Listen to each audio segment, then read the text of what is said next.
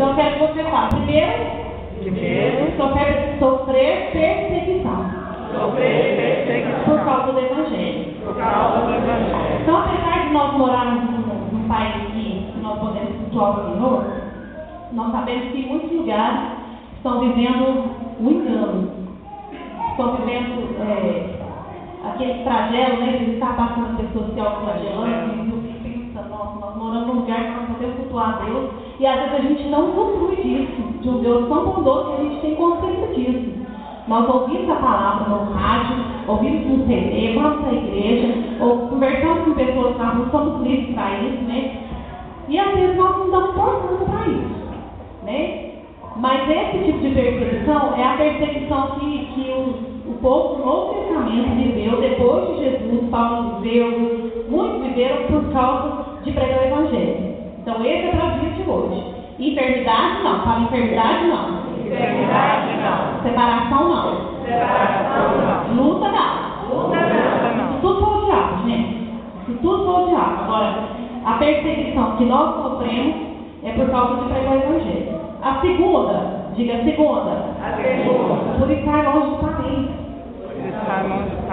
Às vezes, o próprio pastor, o ministro, tem que viajar, tem que estar fora de casa, como um caminhoneiro.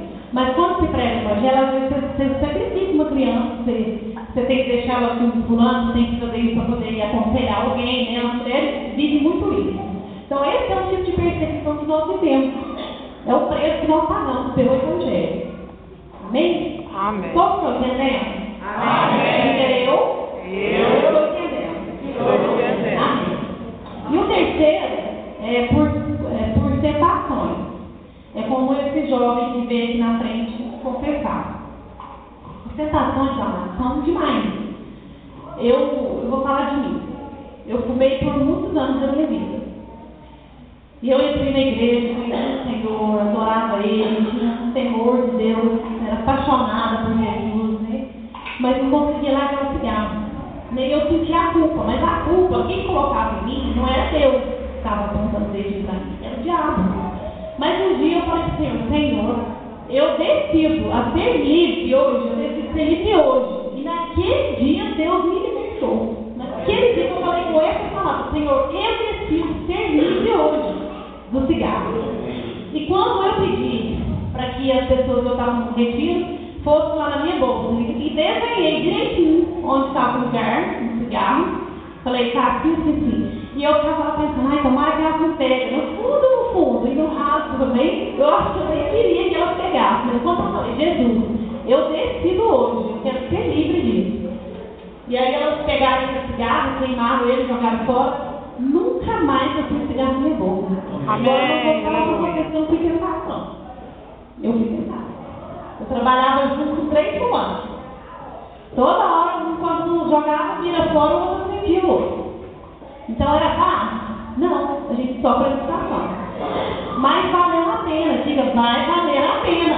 Vai valer a pena. A Bíblia fala que se você perseverar até o fim, você vai receber a coroa da vida. Mas é até o fim. Não é só escorregar, não é até o fim que você for com ele. Se você for com Jesus até o fim, ele vai te dar a coroa da vida. Quantos desejam ir até o fim com Jesus? Vale a pena, mesmo se for tentações.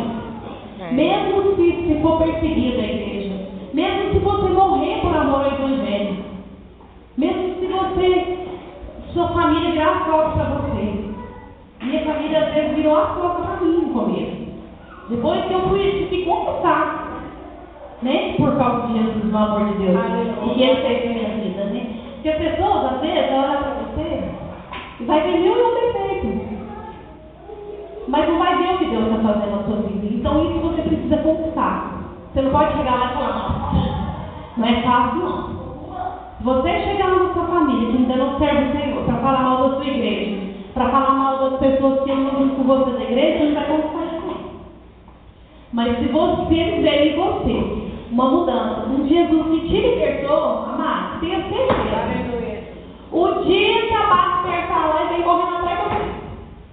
Atos 27 conta uma história, não precisa abrir lá não. Eu só gosto de contar historinha.